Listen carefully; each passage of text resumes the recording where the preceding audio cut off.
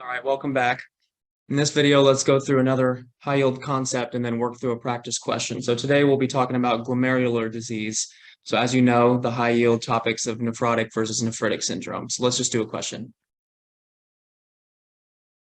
A 27-year-old woman comes to the physician because of fatigue, lethargy, swelling of lower legs for 2 months. She reports recurrent episodes of pain in both wrists and knees in the past year. She's had skin problems upon exposure to sunlight for the same period of time. Additionally, reports painful sores on the inside of her mouth. She doesn't smoke, drinks 1 alcoholic beverage per day. Temperature is 37 degrees Celsius, pulse is 80, and blood pressure is 119/71.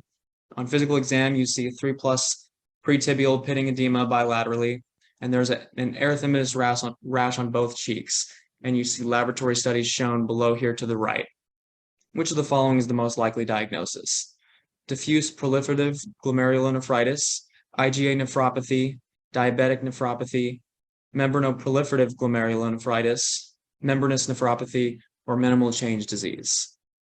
So take a second. So now let's go through the incorrects one by one, and we'll kind of work through. So the first one, we can first start by working through the classic demographic and then the symptoms that they're having here. So the first thing I want you to notice are the bolded points here. So these are going to be the important, pertinent history and lab findings as well. And we can cross one by one. We'll cross through these. So IgA nephropathy, you typically see in someone who recently had an infection. So they'll often have a recent viral history, like they had an upper respiratory infection, but it's within the past few days. In the typical presentation, you also see finding of mesangial deposits. You can see those as well. And so with that history and this long-standing, what looks like a specific disease history, we can go ahead and cross IgA nephropathy out. Next, we can cross out diabetic nephropathy. So she's 27 years old. She has no history of diabetes. There's no glucose in the urine.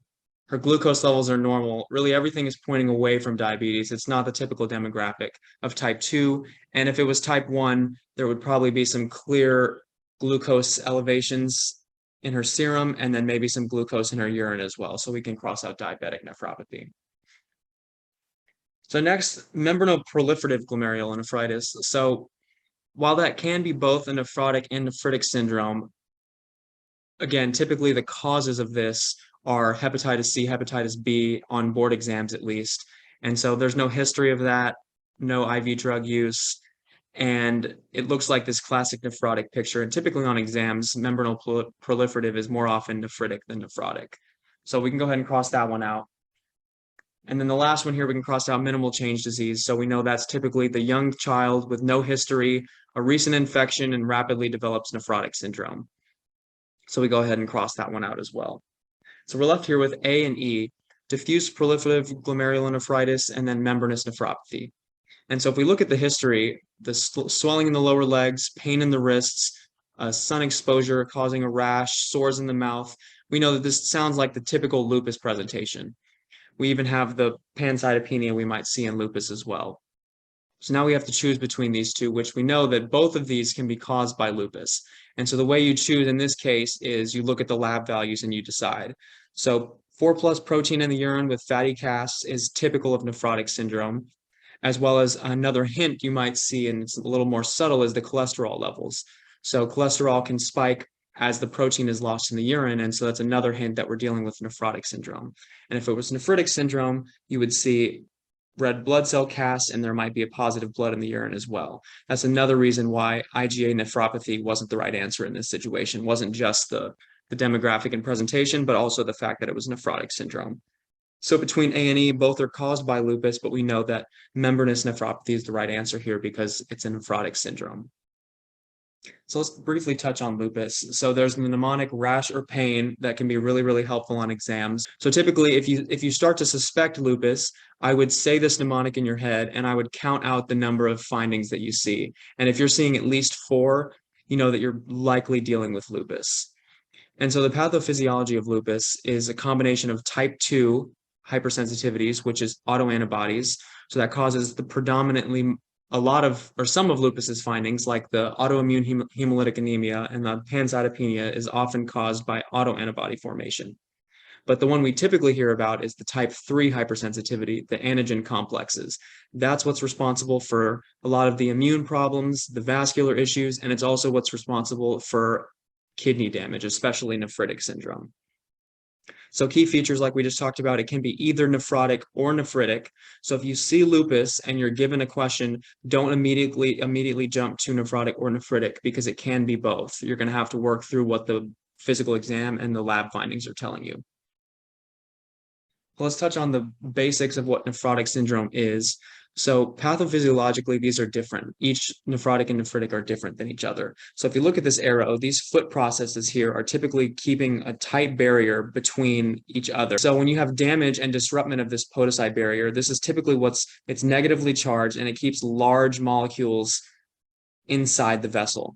And if you have disruption of this barrier, larger molecules like proteins, for example, are not typically supposed to be able to leave. And once there's a disruption in the barrier, protein can leave. So if you just think about a tube that's tightly sealed by these foot processes, if you remove one or damage one, you can imagine that large molecules now can pass. So normally the capillary is pretty tightly controlled, and so is the basement membrane. And then this prevents larger molecules from flowing through. So you can think of all the symptoms as resulting from protein leaving in the urine. So edema is because of a loss of oncotic pressure. Protein typically has a large amount of our oncotic pressure and keeps a lot of the fluid in our vessels. So if you lose protein, the fluid flows out with it. And so you have edema into your interstitial spaces in your tissues. Proteinuria, and then fatty casts, because that's what the protein looks like whenever it precipitates into the urine. And hypoalbuminemia as well, because the albumin is leaving in the urine. So you have low albumin, and that's what's leading to the edema, is the loss of oncotic pressure from losing all your albumin in your urine. And so you can get thrombosis and hyperlipidemia as complications like we talked about. So thrombosis, antithrombin 3 is a well-known protein that can also escape in your urine. And without antithrombin 3, you lose the ability to anticoagulate. And so you have a hypercoagulable state. So that's a very high yield thing to know, as well as hyperlipidemia. It's a subtle hint in a question like that where it wasn't the answer itself. But again, when proteins and lipids are lost through your urine, your body responds by overproducing lipids and creating a very anabolic state and by overproducing lipids. And so if you remember, I've highlighted the ODIC and the two important findings in yellow to think of like yellow as in fatty. And so that's a way to associate these things together. But really, if you just know the underlying initial problem, the initial insult, which is loss of the foot processes, you can kind of reason through the rest of what nephrotic syndrome looks like. Versus nephritic syndrome. So the pathologic difference here is that there's disruption of these capillaries. So if you look, this is a cross-sectional view of the capillary with the basement membrane and the foot processes. So instead of the foot processes being damaged, it's the actual capillaries being damaged. And so instead of large positively charged proteins escaping through the urine, instead it's RBCs and RBC casts. So RBCs escape through these, what's normally these tiny fenestrations escape, but then as they escape, they're damaged in their shape because the vessels are still altering them as they leave. So you get RBCs, blood in the urine, and you also get red blood cell casts.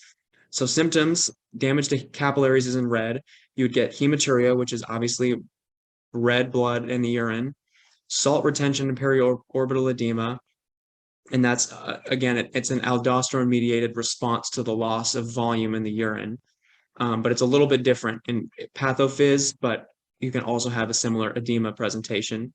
And then oliguria as well, because as you damage these capillaries throughout the glomeruli, the capillaries are what's responsible for a lot of the excretion reabsorption that happens in the kidney. And so you can get oliguria as your kidney gets damaged over time.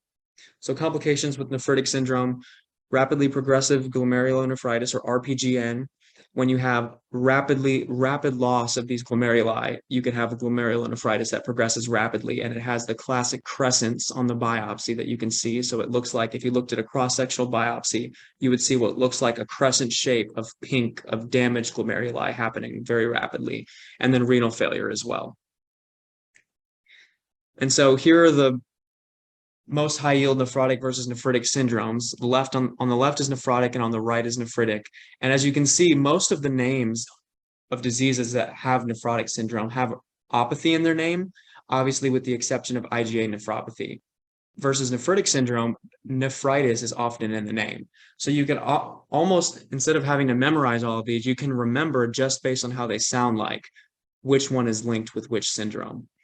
And so on the next slide here, we'll go through each of these, the high yield features, but just keep these things in mind when you, or if you're struggling to remember which ones are nephrotic versus which ones are nephritic. So again, we'll keep the nephrotic on the left and the nephritic on the right, and we'll go through each of these. So minimal change, the classic presentation is a young child with the preceding viral illness leading to nephrotic syndrome. That is super high yield, and if there's nothing else, no other hints, you know they're trying to get you to pick minimal change disease. Focal segmental glomerulosclerosis is common in IV drug users. HIV is another hint, and there's focal involvement, right? That's where it got the name. It's focal, it's in one specific location, and it's segmental, meaning it's a portion of the glomeruli, a specific segment. Next, we have membranous nephropathy, which we talked about was the answer to this question. So hepatitis B, hepatitis C, lupus are all causes and all big hints on a practice question. And then the spike and dome appearance. If you hear that or you see what looks like a dome and spikes, you know that that's probably membranous nephropathy.